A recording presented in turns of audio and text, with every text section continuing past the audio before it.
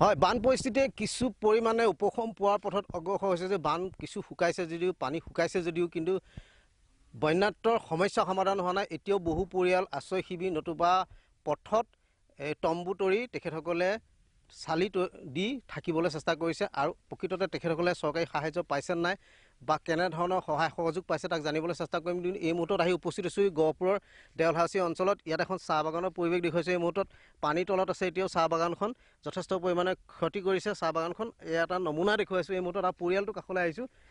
সন্মুখত আছে পৰিয়ালটো। ইয়াতে তেখেতসকলে ৰাস্তাৰ কাষত তম্বু তৰি এইকেইদিন ইয়াত কটাইছে। কেইদিন হ'ল তেখেতসকল ইয়াত থকা সেইটো জানিবলৈ চেষ্টা কৰিম। আৰু যথেষ্ট সংখ্যক পশুধন পথত বান্ধি ৰাখিবলগীয়া হৈছে। পৰিয়ালটোৰ ওচৰলৈ যাম, কিন্তু তাৰ পূৰ্বে পথটোলৈ দেখাব বিচাৰিছোঁ। যথেষ্ট সংখ্যক পশুধন বান্ধি ৰাখিবলগীয়া হৈছে, কাৰণ ঘৰত এককাললৈকে পানী আৰু নাজল নাথল অৱস্থা হৈছে, পশু খাদ্যৰ সমস্যা হৈছে আৰু এনেধৰণে ৰাখি থৈছে। আৰু ইয়াতে পৰিয়াল যিটো আছে, আমি ওচৰলৈ আহিছোঁ। তেখেতসকলে এইকেইদিন কেনেধৰণে খাইছে বা দিনকেইটা কেনেধৰণে পাৰ কৰিছে, চৰকাৰীভাৱে কোনো লোক আহিছে নাই বা স্থানীয় জনপ্ৰতিনিধি আহিছে নাই, খবৰ লৈছে নাই, জানিবলৈ চেষ্টা কৰিম। আহিছোঁ প্ৰথমতে আপোনাৰ ওচৰলৈ আহিছোঁ। অকণমান ওচৰলৈ আহিব। কেইদিন হ'ল ইয়াত থকা? আজি 4 দিন হ'ল। 4 দিন হ'ল। হয়।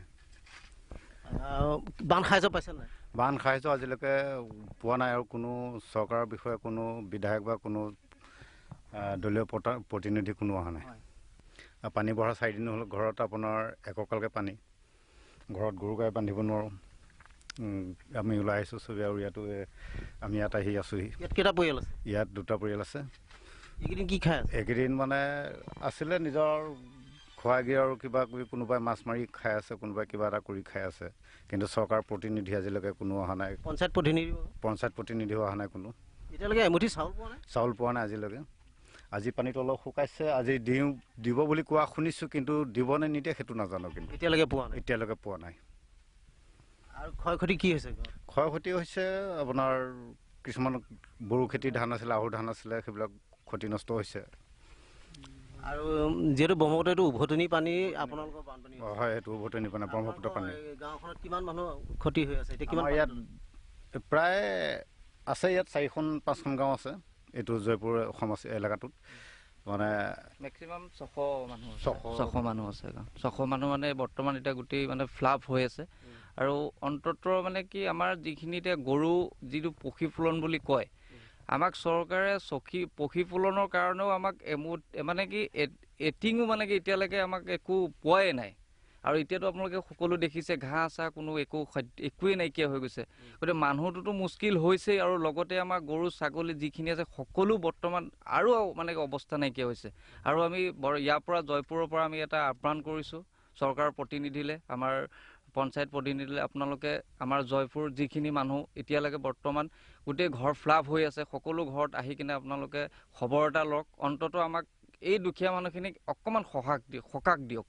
নিশ্চয় দুখীয়া ক'বলৈ আছে। আৰু এগৰাকী মহিলা আছে আপোনাৰ ওচৰলৈ আহিছোঁ। এইকেইদিন কেনেধৰণে আছে আপোনালোক? বহুত কষ্টত আছোঁ। পানীৰ পৰা ওলাব সোমাব নোৱাৰি। এককাল পানী মানে ভোৰ নহ'লেও যাব নোৱাৰি। এতিয়া ৰাতিপুৱা আহিলোঁ, এতিয়ালৈকে ভাত খাবলৈ যাব পৰা নাই।